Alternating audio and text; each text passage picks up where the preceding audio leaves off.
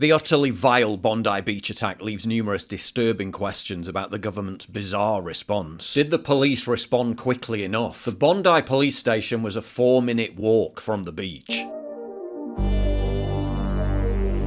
Legacy media coverage insists the police responded very quickly, but one eyewitness tells a different story. Can you tell me what happened? Yes, there was 2 shooters, one on the bridge, one under the bridge, and just started to shoot for 20 minutes. They shoot, change magazine and just shoot.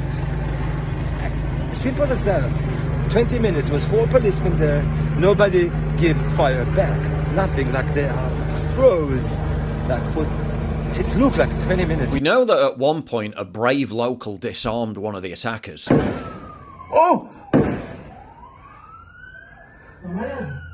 Hero, without a doubt. But should he have taken him out there and then? Because the terrorist walked away, picked up another gun and continued the shooting. Why didn't the police take him out when he was unarmed? The authorities were keen to shut down such questions with vehemency. Just standing there included that police, up to 4 police were standing around one of the active shooters, not giving fire back, just standing there. An eyewitness said that it was like they froze. James, no, sorry, hang on a sec. Wait, I'm just going to stop you there. I'm not going to speculate on that right now. And this isn't to take away from the police who eventually did take out the attackers. Thank God for them. And I'd be very careful about claiming these female police officers froze. Looks to me like they're just directing panicked onlookers. Others say these women literally saved lives. A coward hiding. Yeah, not really sure about that. I mean, it's a shootout with literal terrorists. She's not just going to be blasé walking around out in the open, is she? I mean, am I being too forgiving? Let me know in the comments. Some of the language used in the aftermath was very weird though. Their Prime Minister responding to an Islamic terror attack by 2 Pakistani Muslims by highlighting the threat of the right wing. Director General of Asia has warned about a range of threats, be it anti-Semitism, the rise of right-wing extremist groups as well. Talk about burying the lead. What is the #1 priority for you? Threats of other occurrences, such as the rise in the far right. Yeah, why is that a priority given that 75% of your terror attacks are Islamic? A figure that's even higher now. I also keep hearing them being described as offenders. One of the offenders has also been killed. They're terrorists, just call them terrorists. While some people claim the police response was slow, the government's attempt to censor social media footage of the attack was swift, with the E-Safety Commissioner quickly organising to ensure its removal, highlighting again how one of the state's primary interests in the wake of such attacks is to try to steer and control the public's reaction. What is your message to the people watching on at home? I think, first of all, don't let disinformation and misinformation ever rule the day. Listen to sources of truth, listen to the information, don't circulate things that exacerbate and take us down an even darker path. An even darker path? What could be darker than the fact that our governments have imported monsters who are capable of this? The father arrived in 1998 on a student visa, transferred in 2001 to a partner visa, and after each trip overseas since then has been on resident return visas. But the son wasn't a migrant. The son is an Australian-born citizen. Seems that Naveed Akram was born in Australia, so the xenophobes can probably pipe down about now. Right, so he was supposedly one of the well-integrated, assimilated ones. That's even worse. Just your average local Sydney man. His mother, after the attack, insisting that he was really a good boy.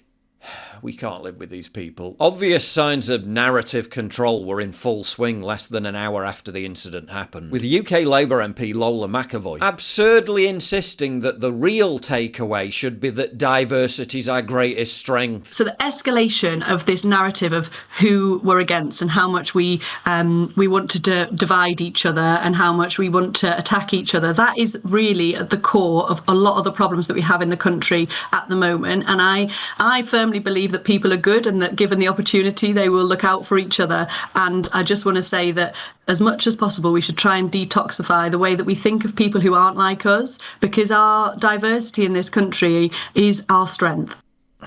Good Lord above. 2 Islamic terrorists have just massacred a bunch of people on a beach, and your first instinct is to demand that what? we'd be nicer to Muslims, literally doing the Norm Macdonald meme. I urge you to think of the impact on the Muslim and indeed the wider community. This is why we call it civilizational suicidal empathy. And I firmly am on the side of working together and celebrating our difference, because, you know, I was a community organiser a long time ago, and the strongest campaigns that we ever worked on were about bringing people of different faiths and different worldviews and different backgrounds together to find what we had in common. Yeah, holding hands and singing Don't Look Back in Anger. We've tried that. Doesn't work. Time for a new approach? I guess not. After all, we wouldn't want to jeopardise the precious exotic street cuisine and dance moves. Living in a monocultural society, it would be so boring. The food would be all the same. If we walked down Rundle Street and went out for a feed, there'd be all the same restaurants.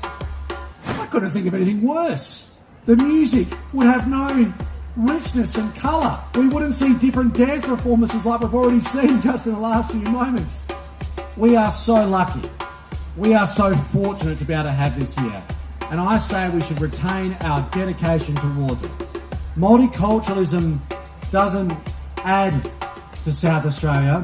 Multiculturalism is at the heart of who we are as South Australians. Because what value is free speech, social cohesion and basic safety up against the wondrous phenomenon of multiculturalism? Australia doesn't have the free speech laws that are in place in America, and for one very important reason, because we have developed a multicultural community where it doesn't matter what your faith or your religion is, you must live side by side with your neighbour in peace. Wow, we've created a paradise. You know what it's missing though? Inevitably, not all Muslims was trending on X. Help, I'm getting bitten to death by ants. Not all ants. And the Islamophobia hotline must have been ringing off the hook. While there was absolutely zero conversation about Islamism or mass migration, the esteemed authorities immediately zeroed in on two priorities: speech control and gun control. New hate speech laws to restrict freedom of expression are a shoo-in. Ditto for making it harder for law-abiding Australians to own firearms. We're looking to recall Parliament as soon as possible to introduce legislation to crack down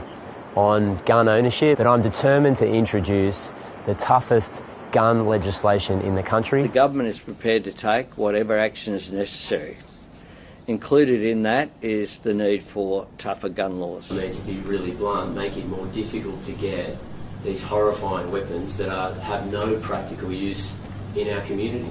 Do you think if you're not a farmer, if you're not involved in agriculture, why do you need these massive weapons that put the public in danger and make life dangerous and difficult for New South Wales Police? I'm not sure, you know, maybe some good guys with guns would have saved a lot of lives in this situation. We will do whatever it takes to force the strongest possible action from governments to keep Australians safe. Turn in your firearms, we'll protect you. The protection every single time. Free speech restrictions and gun control. As if a hardened terrorist eager to commit an atrocity would be swayed by either of those things. How is it that one of the first world's most authoritarian governments could launch such a brutal crackdown on its own people for exercising their beliefs during COVID?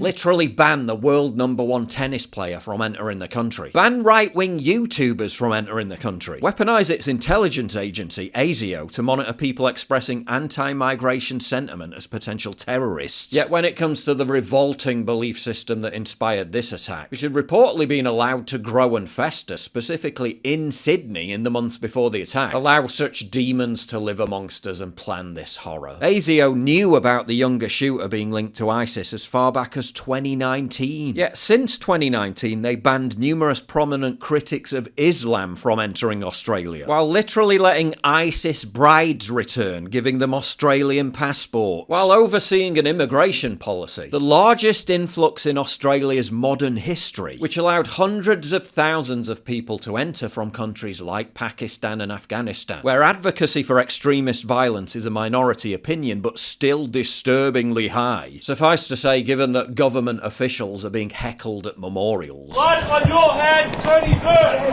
Shame, Tony Burke, shame! Shame on you! We're hearing some shouting in the background on Tony Burke, so it looks like Tony Burke might have just turned up. Is that right? Chris Kenny's here. We think Tony Burke has just turned up and he is being pan the heckled camera, that's at okay the too. scene of the memorial.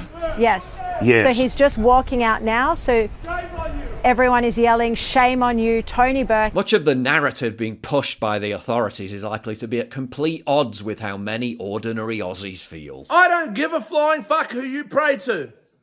I am not Islamophobic. I'll tell you what I'm phobic of. I'm phobic of people who want to kill us. Fuck these people. Put them on a shark food pontoon, send them on. Multiculturalism is a complete failure in this country. If you value what I do and you want to help support me, please visit pauljosephwatson.locals.com and either pledge a one-time donation or subscribe to join my community, get early access videos and message me directly. And exclusive live streams coming soon too. Promise. Check out the Locals link down in the description. And don't forget to take a look at the brand new website modernity.news. That's where you'll find all my content, including exclusive articles. That's modernity.news.